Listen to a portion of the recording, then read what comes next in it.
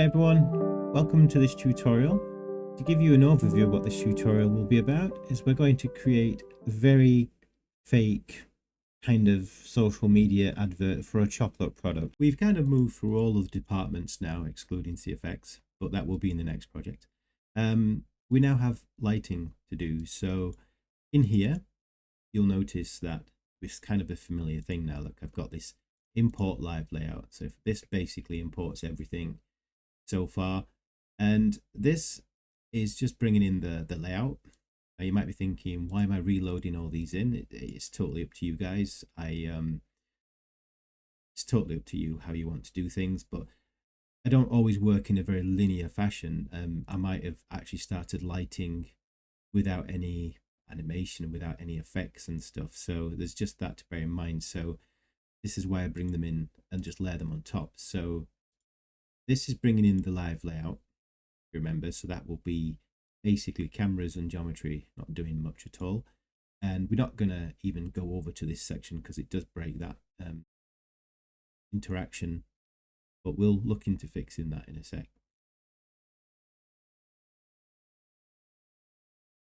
Maybe we don't. Oh, we do attempt to do something down there. So yeah, so if you want, you can use the live layout, or you can just bring this in and we can handle this later on. But you can bring in the animation again, and then you can bring in the effects like so, and then you do a layer break and you can start to add your lights. And much like we did in the assets, it's pretty much the same, where we've just got some basic lighting with an ignore light, and I've got an environment light, key light, a top spec, light mixer, which I'm not actually using, but it's quite nice sometimes to use, and you can use those in different scenarios. Again, it's just one kind of setup, so it's not really multi-shot, it's just one lighting that we could tweak per shot if we wanted. And you'll notice here we don't have the lights, but I actually graphed the lights in, and I could graph those into different locations regarding different shots and whatnot and things like that. I'm going to publish the lighting as well, just in case it's needed anywhere else. But I'm not, this is kind of like the end of the line for me, and I'm not really using it, but sometimes on other projects this might actually be quite useful. So I'm going to add the lighting in, and then I can just render the whole thing out. Now when I render the whole thing out to render cache to one USD, it would probably be a USD file or a USD-C. The actual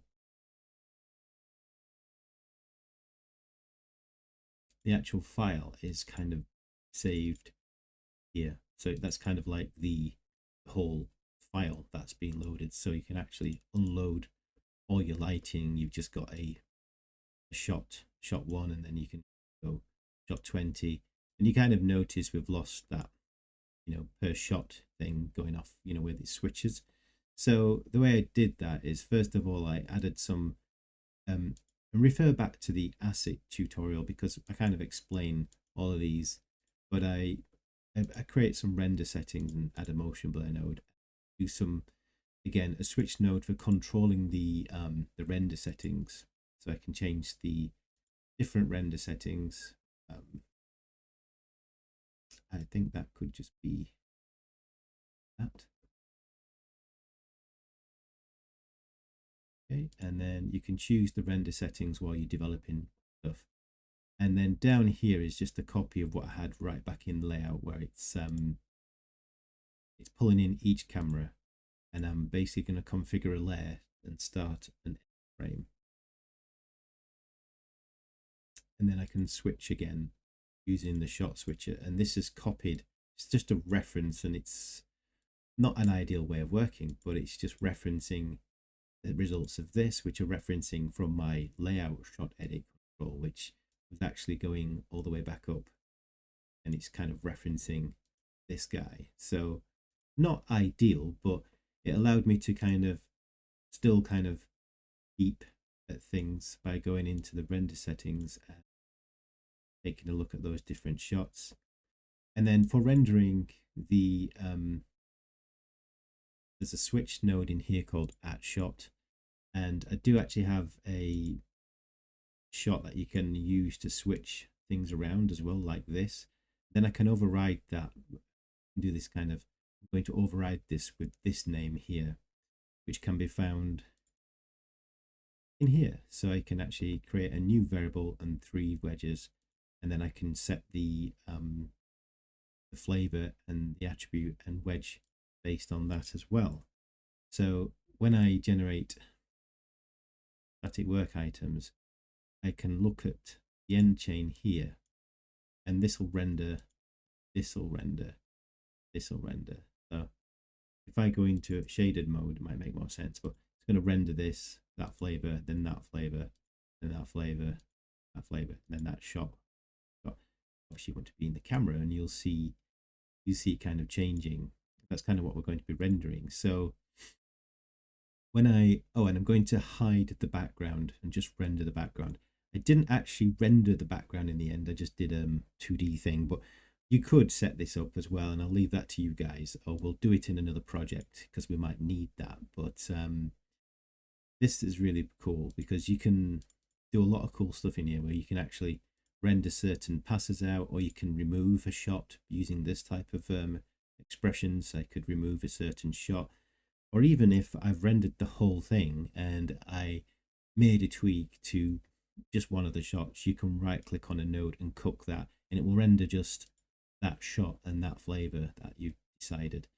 So there are many different ways of doing this, and this just seemed like a really easy way, because when we render this now, the renders for this shot are going to go into 3D Houdini lighting, and it's going to render automatically into each shot, and it's just going to give me the flavor and then beauty pass for each shot that I can pump.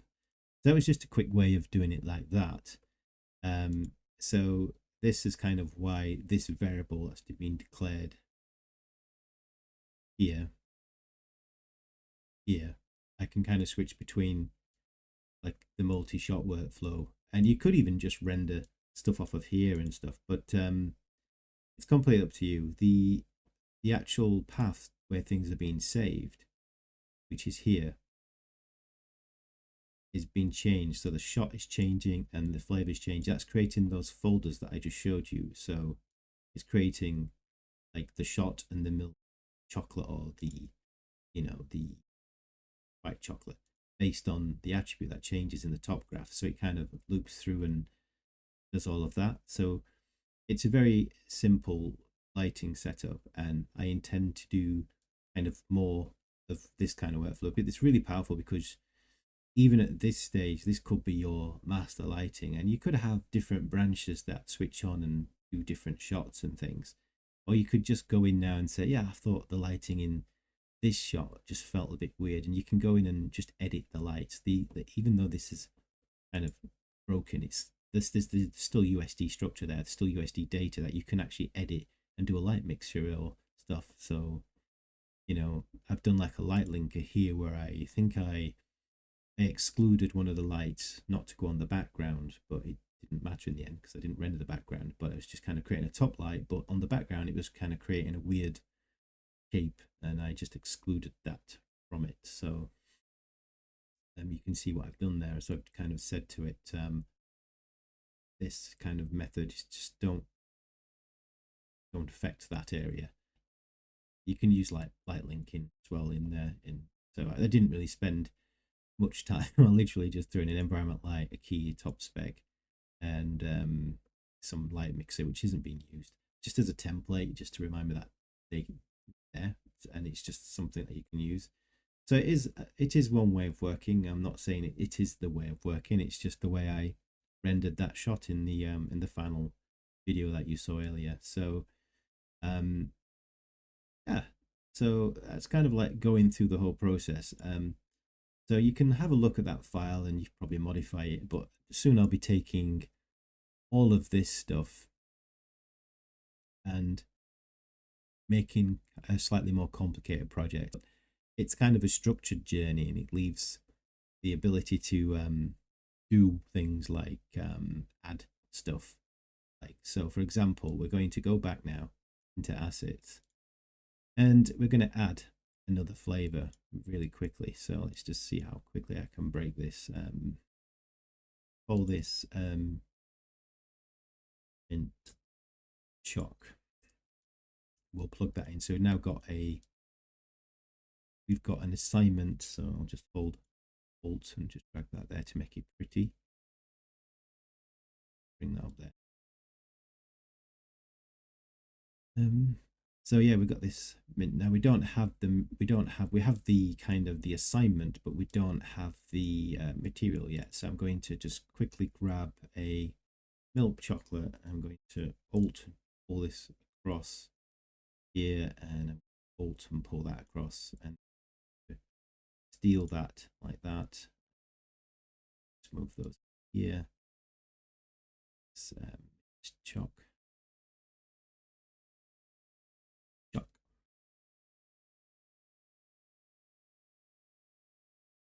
So we can go in and we can like start to play around with some of this. So let's just look at where we are. So we'll do something really basic and we'll get this rendering and we'll assign this as well. So you should start to see the mint choc in there. We can grab that in over here like that. And we probably need a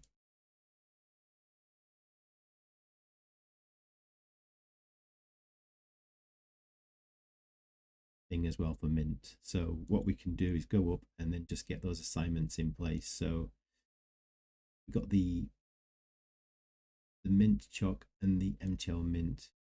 Very bad. Mint choc. Choc is in. Whoops, I put milk choc. So that's kind of set that up. So, and then we just need to look at it. So let's take a look at.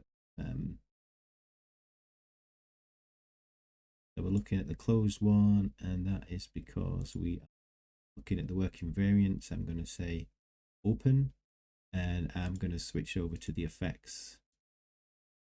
I'm going to get the render going. We don't have any lights. I'm literally just going to block out something really quick. Oh, did I not?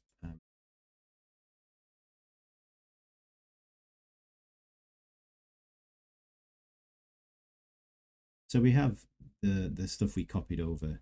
So the milk chocolate might be a fairly easy one. So we've got this kind of, we're mixing between. So let's just do, I don't know, dark chocolate. Get that.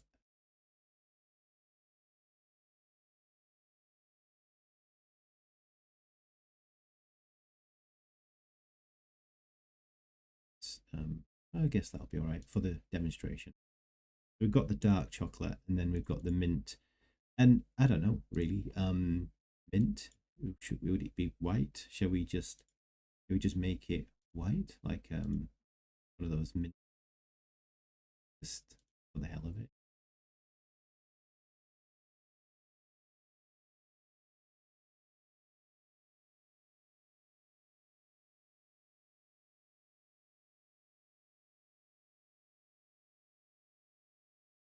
Um, it's kind of want to make it green, but we'll just select it's a mint chocolate. Maybe it's white. So there we go. So we've got a white shader with that, and then we can say the working variant. I can turn that off now, and then to make sure it's closed.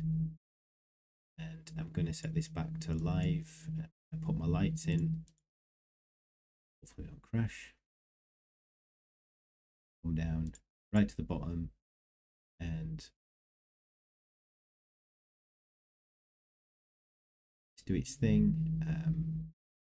Make sure that I can generate a static work item. Only got two, but we'll talk about that in just a second.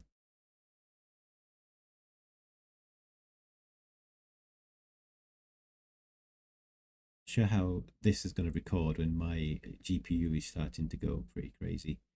So let's work this through. So we have material variant is being changed.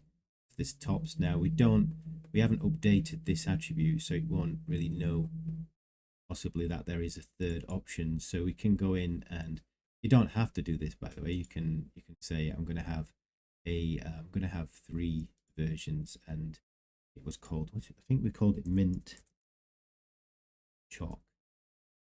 going to wedge between those three. You can find it.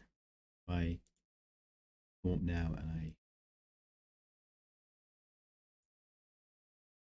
generate the static work, can I find the mint chocolate? Is it that one? That should switch us over, hopefully, to the mint chocolate flavor, because it's live. So we've got this mint chocolate flavor thing going off. So let's just get the camera on there. And then, yeah, you've got like another version. It feels weird that. Feel very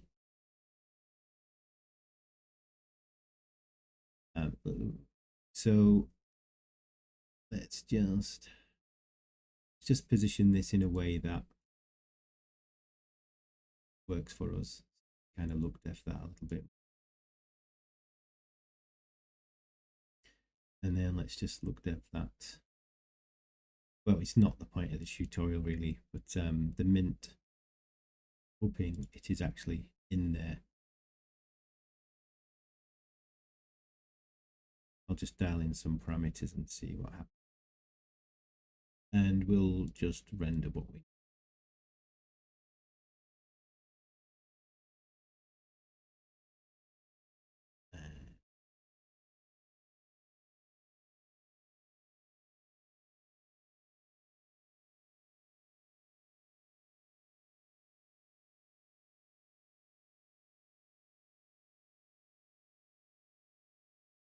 probably wouldn't eat this chocolate by myself, or this chocolate thing.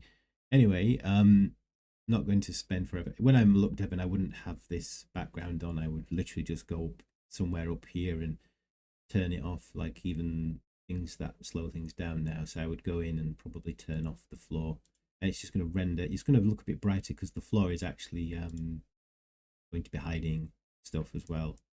Kind of go in there and see this thing happening.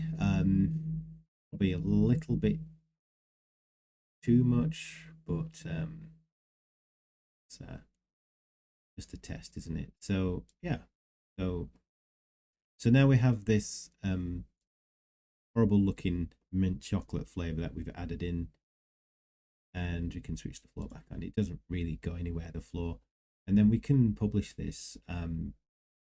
I can choose to leave this in the asset or not, but probably I'm just going to disconnect it, and then I'm just going to, if you do that, just be aware that this is all live. So if you publish this, this is closed, but you might be looking at a open version here. So you might want to just set it back to unbroken. And then you can publish your asset. I'm saving over the asset as well, so that's just something to bear in mind. So if I go one now, this is published. Now we don't have a open version of this asset anymore, so bear that in mind. So you might want to do the test, but that's pretty much what we have here now. So we have this closed version, and probably, I wonder if you could add, in fact what we'll do is we should really set up a thing that just opens this up after the fact as well, like we've done. Rather than baking it in here, we could have actually set up a SOP modify and just open that up. So let's take a look at how we did that. In animation, we did just that, didn't we? We kind of did this kind of chocolate egg there, and we did this kind of thing here. So I'm going to try and just take that there and see whether this will help us in look depth for the assets. I'm going to go back into my asset and I'm going to do a SOP modify. I'm going to see whether I can actually do it. Yeah, plug that in, paste all that stuff in. There's probably going to be some catch here that stops it from working. So let me tell the SOP modify what to use. I'm going to use the chocolate egg. I'm going to go for primitives. It's not actually proxy. I wanted to do both. unpack them to USD primitives.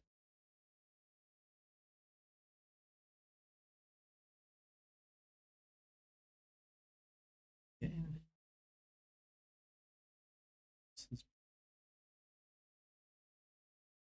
So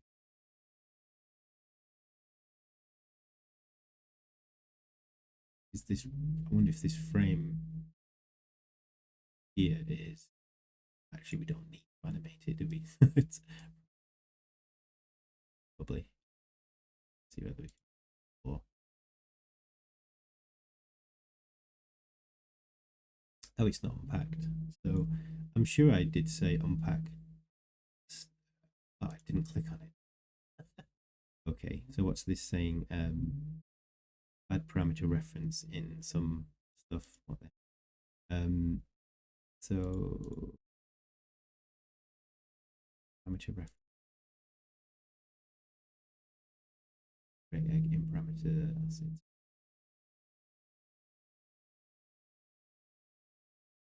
Is it referring to the parameter reference in here? Maybe delete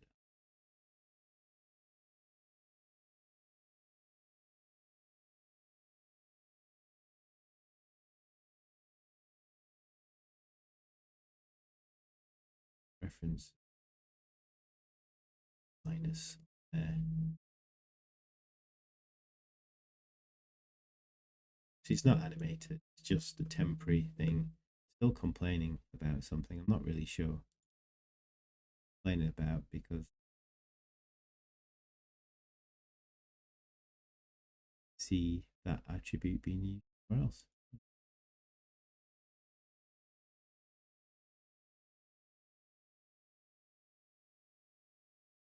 So we could have like done our modification here, I guess. I think you would set the flavor, so I think that would start to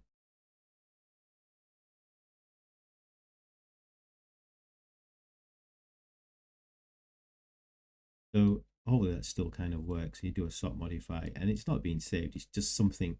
Again, it's not the effects, and we could have even like probably put the effects in at that point as well, rather than actually, now thinking about it, doing it all up here. It could have actually probably done something like that in here as well, down here. So things to, yeah, things to think about, I guess. But that should be published anyway. But this is just a temporary thing to look and make sure everything's working fine. So because we published that, like, does that mean everybody picks that up? I think it does. I think because I've published that, and like we don't have to update anything. I don't think. I think what I can actually do in lighting is kind of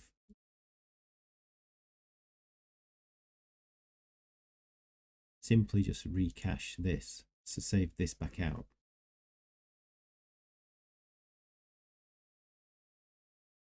And then the set variant, a bit like what we did down here, you would add an additional flavor. So you would say, give me 3 wedges and all this mint choc, like that. And I think you can right click and generate the static work. Should have, I think it worked. Should now be able to take advantage of just, we've just added a new flavor from the assets department to the entire shot. So in theory, there's the green. So there's a green one for every camera angle as well now. So render settings, something's different. Feel like we're not getting the shot. Oh, you need to view it here. So this is what's going to like render. So we basically get the three flavors. So you can kind of render this now. And regional rendering as well, I think. Am I still rendering in a region? Maybe not. See what happens. So yeah, we're rendering it's sure it's rendering in a region. But yeah, you've got the mint chocolate, very badly done.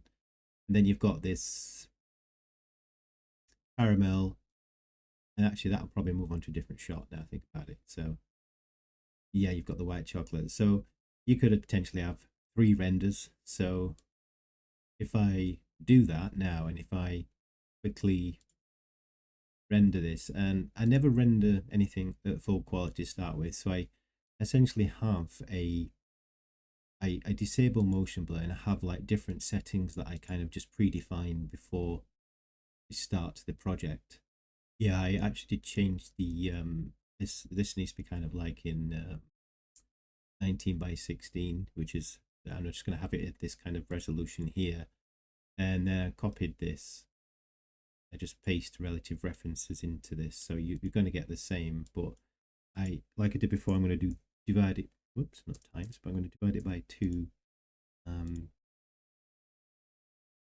by 2, divide that by 2, so we just get half the res just for a quick preview, and then maybe divide that by 2, and divide by 3.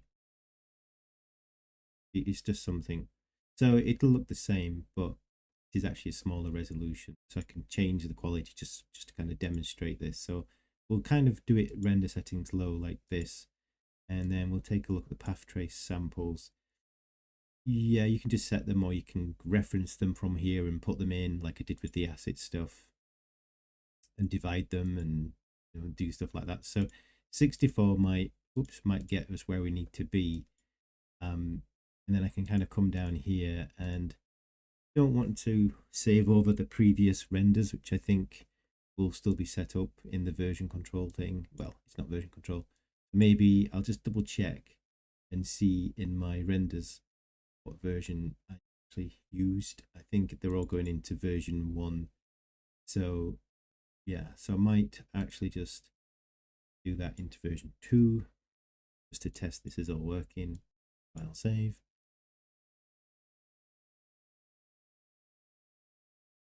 And then I think it's just a case of, I think we're actually good to go. So we'll render this again to Husk using the monitor just so we can see it. And there is one more thing, this render command, this husk --lock -random random 0, this command here actually locks the noise. So if you've got quite low samples with no denoising, well, if you were to view this render without this command, without denoising, you would have noise per frame, and it would be kind of traveling noise, where this kind of mimics the whole old mantra thing where it locks the noise into kind of scrim space. So it looks like almost you've got a grain across your screen rather that, and that the actual object moves through that. So it kind of helps with the denoising and stuff. So what I can do now is I'm going to dirty all cook and generate and cook, and it should start to render this very small, as we're actually rendering, go through each shot, and it knows because we've got this yeah, you can see the resolution there, so just let that do its thing. The resolution and the render command is render frame range from stage. And what that does is, I know you can't see, if you click this on, then it would change this to be the frame range we set for the current shot, which would be this frame range here. So it knows that this shot has this frame range and this shot has this frame range because this is the stage frame range. So it will actually render the correct frame range for every single shot and for every single variant into each folder. So it's quite nice, and I thought that was quite interesting. So it's something to build on, and so this is going to go ahead and render fairly quick. You're going to get the white one opening first, and I don't think we have to wait very long, but I always do these quick renders, and I sometimes leave the AOVs in because I might put this into Nuke and just use this as my base image to kind of start my pre-comp or my final comp. And this will go into a read node or whatever node you use to load into your comps, and I'll upscale this to the final res and just start blocking out my comp as well. So, and what's really nice is because I'm working in the cloud, I can like render this, go down for lunch, pick up my laptop and start, comping the renders as they come in if I really wanted to. And then later on, re-render this at a higher res or make further adjustments and continue to work like that. And it's quite nice because you're working in a project structure in a cloud. So if you open up a different machine and use your compositor on that machine, your structure is very similar. It's the same structure, so you can just set up everything you want if you're wherever you're compositing. Really, this isn't really a compositing channel, so but I do composite in a few things sometimes: Natron, Nuke, Fusion, DaVinci Resolve, Fusion Standalone. Yeah, but I'm not a compositor. I just do some basic stuff. So this is going to render for 10 until frame 1035. So when this gets to 1035, it's going to switch to our other shot, and it's going to be this milk chocolate, hopefully, and it's going to repeat this shot. So hopefully we'll see that coming through, and you can see it's quite noisy, but we are very low samples, things like that. So there he is, there's the milk chocolate guy. And then the actual rendering of this, oops, that was useful. Rendering is going to shot just kind of jump out to the lighting department. So for every shot you will see, like in shot 10 there will be, and for each one of these you can rearrange these to be whatever suits you really, but we'll have the, I think the white chocolate, we've got a version 2 there of it as well. So yeah, so it's going to go ahead, and eventually we should get a mint chocolate folder coming through as well. So, and I thought this was the whole point of this project, was to kind of see whether I could like finish a commercial and then just quickly add in a new asset and then just have that update like with minimal effort. I mean, I know my look dev was very rubbish, and my asset's very rubbish, but I just wanted to move through really quickly in this way and see whether this was a way I might like to work. And I'm kind of on the fence with it, but it feels quite controlled, and it feels like working in these department-based way, and then this kind of like shot-based structure within an asset, and then within like a subcomponent of the asset, so the fluid for the chocolate, and then having the ability to copy and paste and iterate and wedge and stuff felt it felt like an interesting workflow. So I know some of my explanations have been very loose. It's because I'm moving through quite a lot of different areas of Houdini, and I'm trying to do it really quickly. You can get the HIP file on Patreon and have a look at your own in your own pace, or try to follow along with my ramblings if you like. But there will be another project coming up where this will be a little bit more polished, and we'll have a bit more of an interesting result. So we won't just have, the worst fluid sim and an egg cracking open. I was just trying to think of the most simplest thing, but I think I could have made this a lot simpler, I think. So there we go. So you can see our friend, the mint chocolate, has now joined the party. So you could imagine the clients loved it, and they come back and go, yeah, we've got a new flavor, yay! And we want it to be in the same advert or whatever they do. So you can kind of like do stuff like that. I wouldn't eat this chocolate. It looks like it's radioactive inside, but either way, you get the point. Now, hopefully, if this starts to gel with me, I can just focus on stuff that's in here, Houdini, and not like trying to work out all this USD kind of layering and stuff, which is really incredibly powerful. Hence, it's just allowed me to do all of this. I mean, LOPs is absolutely phenomenal. It's fantastic. It's the best thing that's happened to Houdini for a long time. But I would have said very different a few years ago. I'd have gone, oh my goodness, it's it's a lot more to learn, and it's tricky, but and I'm still learning it, right? So I find it frustrating. I've got quite a bit of experience in different areas, mainly in creature effects, funny enough. But I'm kind of breaking my comfort zone and trying to go through everything. And you'll notice if you look at my projects on social media or whatever, I'm just doing random tests, and I'm just trying to find interesting things that I've got a little scratch, I want to try and go in and solve that problem. So that's kind of what this Patreon page is going to be about. It's just going to be exploring different projects, but there'll be a problem associated with the project. So the project will have like a start, a middle, and a finish, hopefully, and we'll resolve the problem halfway through it, or during the project or something. So anyway, this is the end of this video. I'll just show you, just to prove that this is actually working. We've got a mint chocolate folder now there as well, look. So, and then it'll move on to the next shot. So mint chocolate will get a, it will kind of appear in the other folders as well. By the way, the folder structure is completely me. It may change, and you can change, you can do what you like, right? It's just my way of kind of trying to figure out how things work. So you can see the next shot's working. So we've got that flavor, and that flavor. So yeah, so I hope this has been interesting in some shape or form. And thanks if you have stuck with me. I really appreciate it. Thank you very much. Take care.